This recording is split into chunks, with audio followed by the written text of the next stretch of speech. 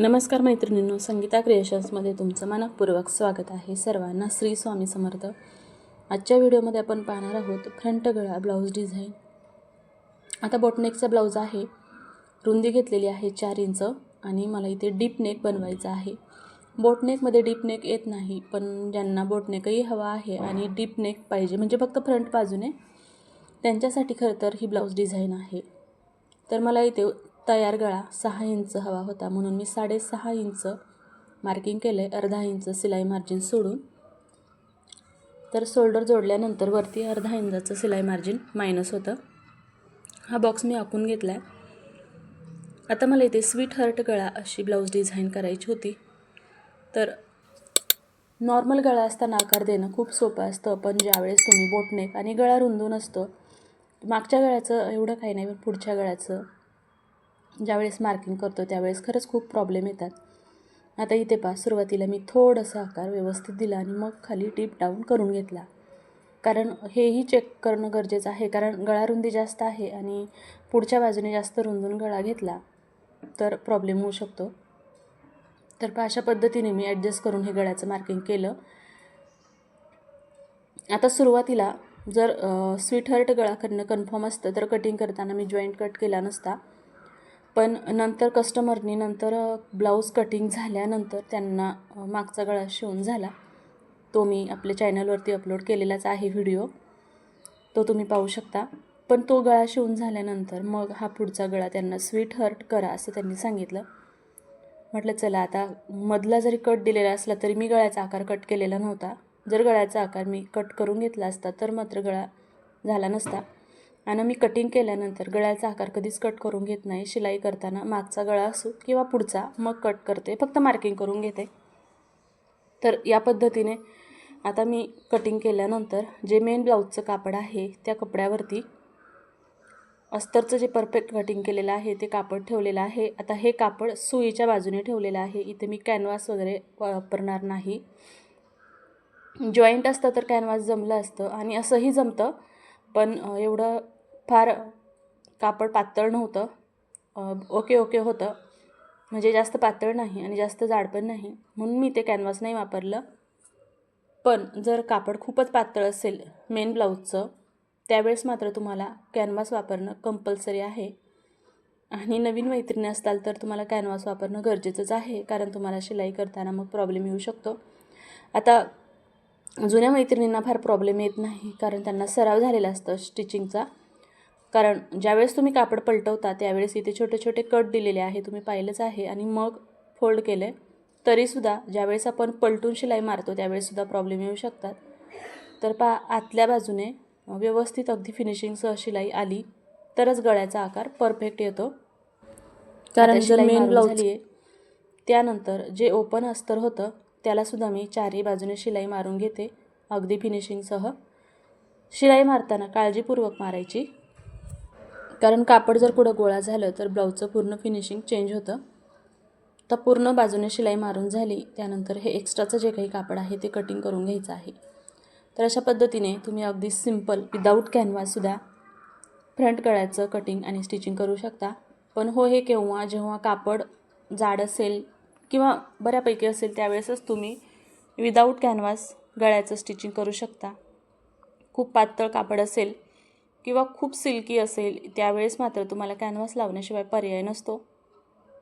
तर आता दुसऱ्या बाजूचंही मी त्याच पद्धतीने सुईच्या बाजूकडून अस्तर ठेवलं आहे, शिलाई मारून घेतली आहे 1/4 इंच, आणि मग इथे 5 छोटे छोटे कट दिलेत. जिथपर्यंत आकार आहे तिथपर्यंतच दिलेत. सरळ स्ट्रेट आकार असेल तिथे कट देण्याची गरज नाही. आणि मग कट दिल्यानंतर या पद्धतीने अगदी फिनिशिंगसह व्यवस्थित कापड पाहायचं, कुठं जर अटकलेलं असेल तर या पद्धतीने हाताने व्यवस्थित सेट करून घ्यायचे आणि मग जसा गळ्याचा आकार आहे तशी शिलाई मारून घ्यायची. बऱ्याच वेळा कापड आणि अस्तर फोल्ड होतं आणि मग तो आकार आपल्या लक्षात येत नाही आणि त्यावरती शिलाई मारली जाते आणि मग गळ्याचा आकार चेंज होऊन जातो. त्यामुळे शिलाई मारताना अगदी व्यवस्थित काळजीपूर्वक शिलाई मारून घ्यायची आहे. आता दोन्ही भाग मी तयार करून घेते. तर मैत्रिणींनो, ज्यावेळेस तुम्ही फ्रंट गळ्याचं डिझाईन करता, बोटनेक असू किंवा सिम्पल, त्यावेळेस मात्र तुम्ही कॅनव्हास लावणं गरजेचंच आहे. पण अशा वेळेस कस्टमरला कमी पैशामध्ये जर ब्लाऊज हवं असेल त्यावेळेस तुम्ही विदाऊट कॅनव्हास अशा पद्धतीने गळे स्टिच करू शकता. पण इथेसुद्धा तुम्हाला जसं मी आधी सांगितलं, जर पातळ कापड असेल तर रिस्क असते. त्यावेळेस तुम्ही स्पष्ट कस्टमरशी आधी बोलून घ्यायचं, त्यांना जे काही प्रॉब्लेम आहे ते सविस्तर सांगायचं आणि मगच ब्लाऊज स्टिच करायचा. कारण हे प्रॉब्लेम माझ्यासोबतसुद्धा झालेले आहेत. बऱ्याच वेळा आपण ब्लाऊज तर स्टिच करतो आणि आपण म्हणतो की बाबा कापड पातळ आहे, कॅनव्हास लावून शिवावं. पण हे जर आपण अगोदर कस्टमरसोबत डिस्कशन नाही केलं तर मग ते म्हणतात की तुम्ही एक्स्ट्राचे पैसे कशाचे लावले. कॅनव्हास तर काय आपल्या घरी तयार होत नाही, आपल्याला तो विकतच आणावा लागतो. प्लस कॅनव्हास लावला की त्याला अस्तरसुद्धा तेवढं लागतं. म्हणजे कॅनव्हास आणि अस्तरचा खर्च वाढतो आणि मग समोरचं कस्टमर म्हणतं की तुम्ही कशाचे पैसे लावले. आणि शिवाय ते लावतानासुद्धा एक्स्ट्रा कष्ट पडतातच, म्हणजे एक्स्ट्राचा टाईम त्याला लागतो. कॅनव्हास कटिंग झालं, त्याला अस्तर फोल्ड करून लावून झालं. या गोष्टी अगोदर कस्टमरशी बोलून घ्या, म्हणजे नंतर प्रॉब्लेम येत नाही.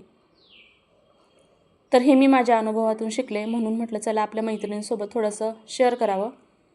तर आता मी सिम्पल ब्लाऊजचं जसं आपण टक्सचं मार्किंग करतो त्या पद्धतीने मार्किंग करून घेतलं आहे. तुम्हाला जर हे डिटेलमध्ये कसं करतात हे जाणून घ्यायचं असेल तर तुम्ही कमेंट सेक्शनमध्ये कमेंट करू शकता. यावरती मी डिटेलमध्ये व्हिडिओ घेऊन येईल. कारण टक्सचं मार्किंगसुद्धा चेस्ट साईजनुसार बदलतं. उंची, लांबी, रुंदी सर्व गोष्टी बदलतात. हेवी साईज चेस्ट आहे, ही 38 साईज प्लस आहे, त्यामुळे इथं हे मार्किंग वेगळं आहे. कमी साईजसाठी कमी मार्किंग वेगळ्या प्रकारचं मार्किंग असतं. तर या सगळ्या गोष्टी लक्षात घेऊन मगच ब्लाऊज स्टिच करावा लागतो. ब्लाऊज स्टिच करणं म्हणजे सुद्धा खूप मेहनतीचं तर आहेच, शिवाय खूप डोकं लावण्याचं काम आहे. कुणालाही ब्लाऊज जमत नाही, नाहीतर प्रत्येक गल्ली बोळामध्ये बायका मशीन घेऊन बसलेल्या असतात. शिवाय शिलाई पण कमी, 100 रुपयात 130 रुपयात ब्लाऊज देतात. पण त्यासाठी ब्लाऊजचं त्यांना टेक्निक माहीत नसतं, आहे फक्त असं तयार करून द्यायचा. मलाही बरेच कस्टमर भेटतात की त्या एवढं घेतात, तुम्ही एवढं घेतात. माझं स्पष्ट त्यांना सांगणं असतं, तुम्हाला परवडलं तर या, नाहीतर तुम्हाला जर कुणी माझ्यासारखं ब्लाऊज 130 रुपयात 150 रुपयात शिवून देत असतील तर तुमचे पैसे वाचतात. तुम्ही माझ्याकडे येण्याचे कष्ट घेऊ नका, तुम्ही त्यांच्याकडे जा, तुमचे पैसेही वाचतात आणि तुम्हाला ब्लाऊजही मिळतो. तर अशा पद्धतीने बऱ्याच गोष्टी असतात. तर चला असू द्यात. तर अशा पद्धतीने आता हे फ्रंट गळ्याचं मी टक्सचं मार्किंग करून घेतलेलं होतं आणि इथं मी शिलाईसुद्धा करून घेते. तर मैत्रिणींनो, आजचा व्हिडिओ कसा होता, तुम्हाला दिलेली माहिती कशी वाटली, प्लीज ह्या गोष्टी कुणी पर्सनल घेऊ नका. कारण माझे बरेचसे कस्टमर आहेत, ते सुद्धा माझे व्हिडिओ पाहतात. हे मी माझ्या कस्टमरला किंवा कुणाला बोलले नाही, असं रेग्युलर होतच असतं म्हणून बोलले. कुणी स्वतः पर्सनली घेऊ नये. आणि माझ्या जे काही यूट्यूब फॅमिली आहे, यूट्यूब फॅमिलीमधले जे ब्लाऊज शिवणाऱ्या मैत्रिणी आहेत त्यांच्यासाठी खरं तर मी हे शेअर केलेलं आहे. तर अशा पद्धतीने सुंदर असं गळ्याचं कटिंग आणि स्टिचिंग तुमच्यासोबत शेअर केलेलं आहे, शिवाय कमी खर्चात. तर व्हिडिओ कसा वाटला, आवडला असेल तर लाईक करा, शेअर करा आणि चॅनलवरती नवीन असाल तर चॅनलला सबस्क्राईब नक्की करा. भेटूया उद्या. तोपर्यंत सर्वांचे धन्यवाद.